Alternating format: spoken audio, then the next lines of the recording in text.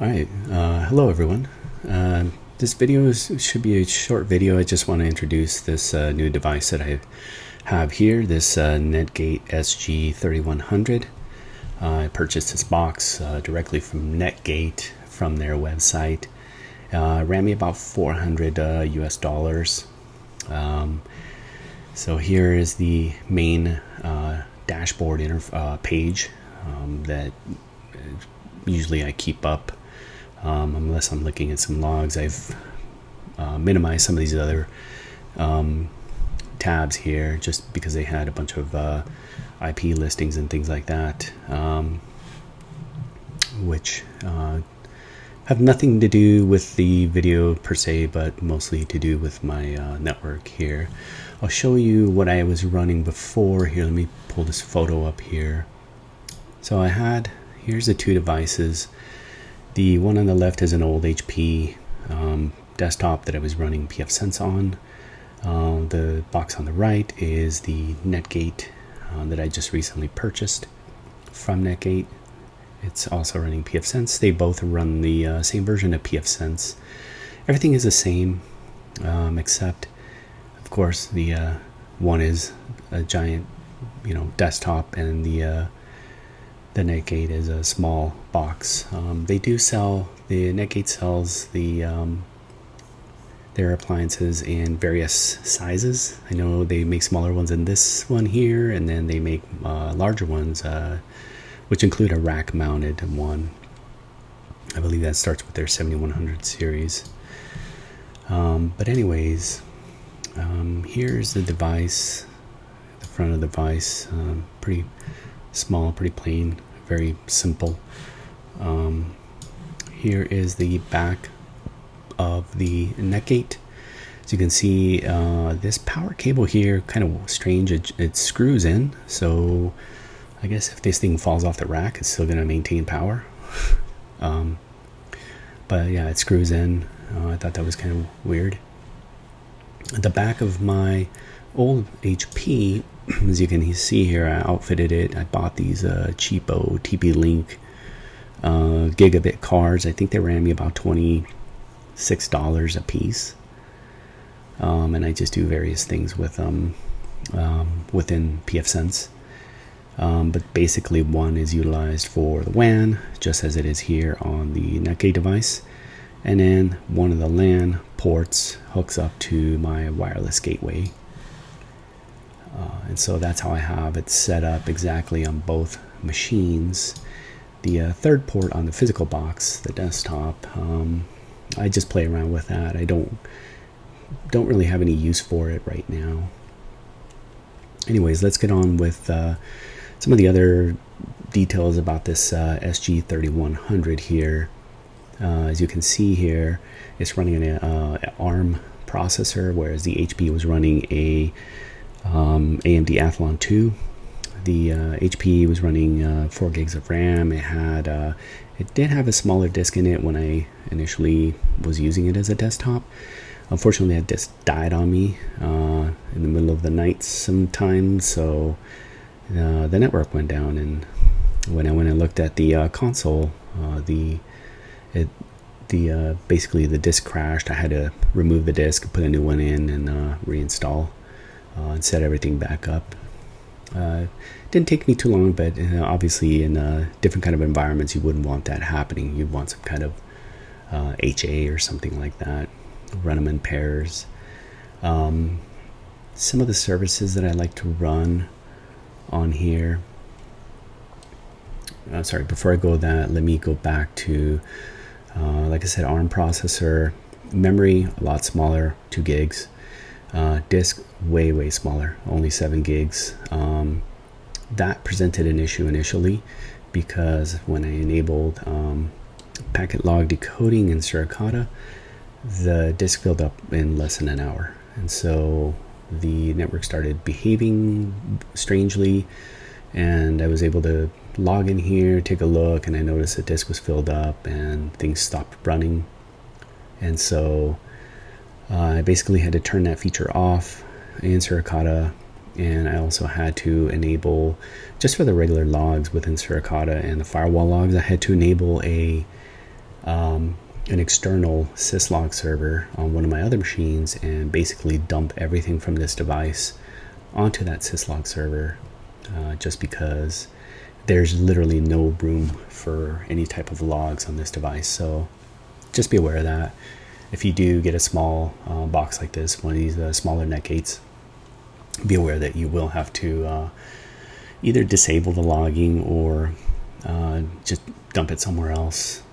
And that's pretty easy to do, pretty easy to configure too. PF Blocker, I like to run that. I don't have it enabled right now. I've been having issues with the CPU usage and the load averages on this device when I run a Suricata with the LAN and the WAN interfaces both enabled. Essentially, when I enable both, the CPU spikes, and this device is running a Zabbix agent, and I have a Zabbix server on the local network that is talking to this machine and monitoring it, and it basically starts pinging me over and over that the load is above average. And so I have to go through and figure out or disable one of those, the WAN or the LAN. LAN, not too interesting. The WAN is much more interesting to see what's coming in or trying to come in. I have only the defaults set up in Suricata. I don't have any of the blocking mechanisms set up. It's basically running the ET open rules and just all of the defaults associated with that. I don't have anything else enabled. But still, CPU tends to ramp up there. Temperature seems to jump up also when it's crunching away at its CPU at those logs or whatever it's doing. Temperature runs up to 70 Celsius. It's sometimes a little bit higher than that, so that's kind of, I don't know if I could continue to run it that way for long periods of time. So at this point, I'm not terribly impressed with this device. I think maybe I ended up buying the smaller version just because of the price. Like I said, this old PC that I was using was basically junk, and I converted it to a full-blown PFsense firewall.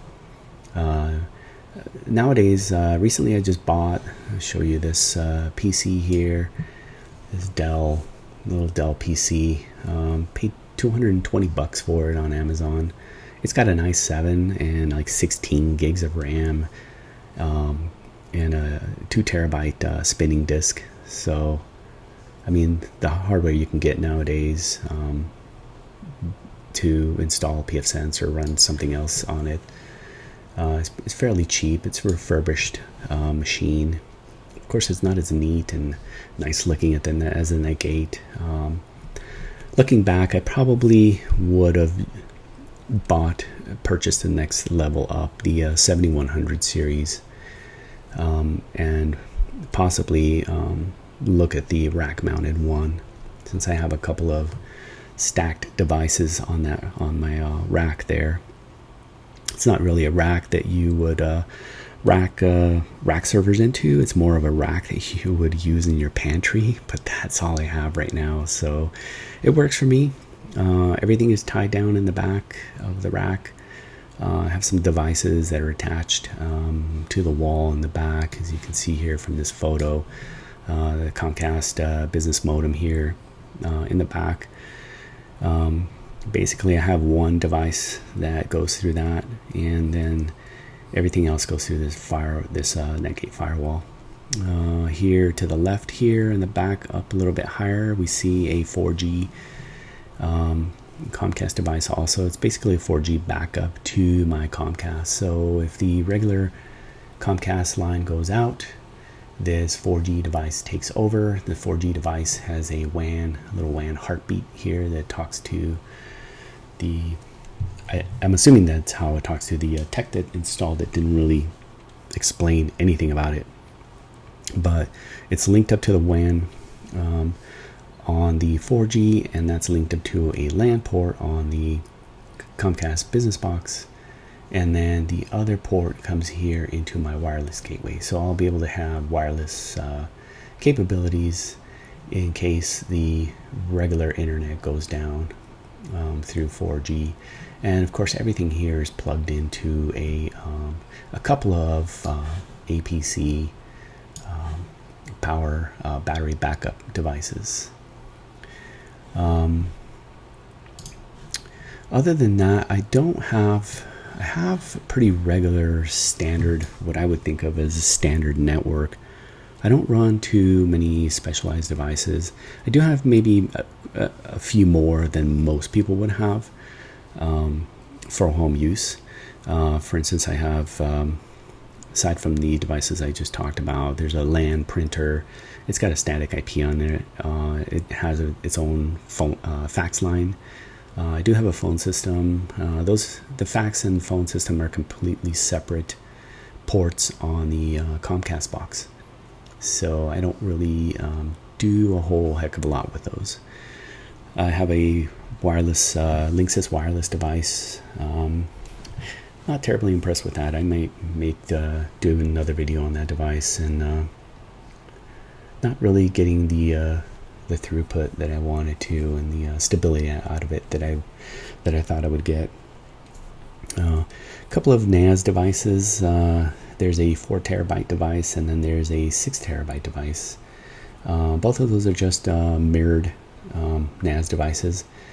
Mostly they act as backup devices on the network. They do have some cloud capability, but I don't really use that very much since everything is kind of blocked at the firewall, so it makes it kind of tricky to go in there and enable those devices. At various times I do use those for iSCSI LUNs, and I present those iSCSI LUNs over the network to either one of my physical Linux servers or one of various virtual machines running on those physical servers. So that could present a spike in traffic on the LAN, not on the WAN side of the house. I also got this new Ubiquity switch to replace an old Netgear switch. I don't recommend the Netgear switches at all. They work for a few devices, but once you start piling on things and once you start doing heavy-duty transfers in between those devices on your LAN, it's not going to cut it. It didn't work very well at all. This Ubiquity switch I'm very happy with. Consistent throughputs. It's a gigabit switch. It's got PoE on it. Even though I don't have PoE devices, I disable that feature. The interface is very... they have two interfaces. They have kind of a newer interface, which is really dumbed down. You have to go back into the legacy interface to really kind of see and program a lot of stuff into it, like your SNMP, things like that. A couple of Nest cams. I have 3 TVs. They pretty much run constantly. 7 physical servers, and many virtual machines running on those physical servers at various times. There's a Plex server on the network. That machine talks internally and externally. I have a Mac Mini on my desk that I use, and then I have a few laptops, 2 Windows laptops. The kids use both of those. One of them is a work laptop. I don't really use it very much since it's running Windows, and I have my MacBook Pro, which I use extensively every day. A few Alexa devices strewn out throughout the house. Most of those are video Echo shows, and several iPads and several phones in the house. Like I said, pretty typical, I think, of every household. I'm not sure if people have more or less. But anyways, that is everything for this device. If you have any questions, comments, anything, please let me know. And thanks for watching.